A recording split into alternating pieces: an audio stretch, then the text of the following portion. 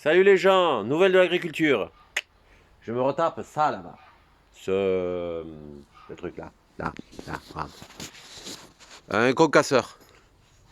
Donc le moteur il est là. Et en fait oui, on l'a récupéré. T'as le nouveau chien. Dis bonjour Neige. Ouais, s'en fout. Pique de kleps.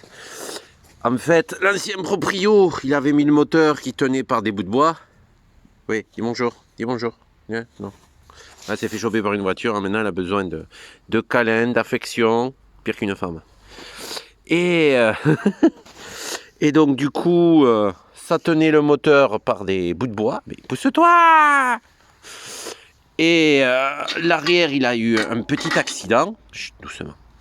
Il avait arraché les bouts de ferraille et ça tenait les merdiers là.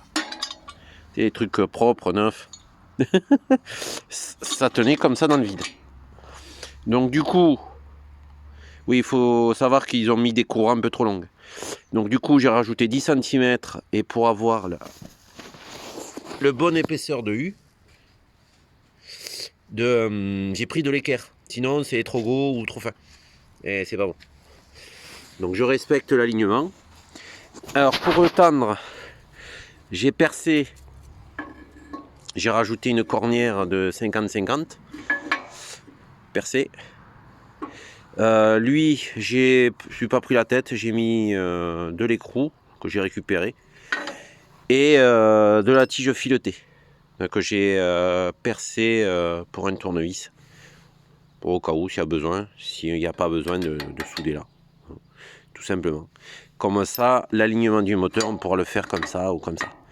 Parce que l'histoire en fait, c'est que comme c'est pas des poulies, ça saute quand c'est mal réglé.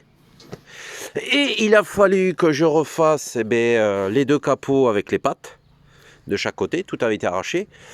Et le cône, je crois qu'il a roulé dessus avec un tracteur. Donc il a fallu que je refasse des tôles en forme, hein, que je contreperce. Alors comment on fait des tôles en forme? Eh bien on prend une table, on prend du ferru. Oui, je sais, c'est pas le bon marteau. Eh bien tu te démerdes et tu tapotes à l'endroit, à l'envers, sur l'angle de la table ou sur les taux là-bas. Tu mets un bout de tube et tu te démerdes. Divers mèches, une perceuse, une meuleuse pour ébavurer et tu te démerdes. Ah oui, le pire, ça là. Il voulait que je meule, j'ai dit non, non, non. Je le remets à peu près au niveau, sauf que c'est de la fonte, donc pas du pèlerin. C'est un coup d'un côté, un coup de l'autre. Pourquoi? Parce que ça chauffe et ça devient cassant. Et pensez à prendre masque, tuba et palme parce que ça brûle les poumons. Donc voilà, j'ai foutu un petit coup de meulage après, une fois que c'était à peu près lisse. Mais comme il fait nuit très vite, on n'y voit plus rien. Et oui, c'est ça l'agricole. Travailler dans la merde. Il me manque juste à finir le cône. Et je pourrais attaquer ça.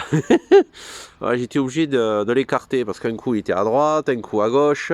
Donc avant qu'il se casse la gueule, je vais mettre les pieds version pyramide. Peut-être que j'arriverai à récupérer quelque chose, une forme de stabilité.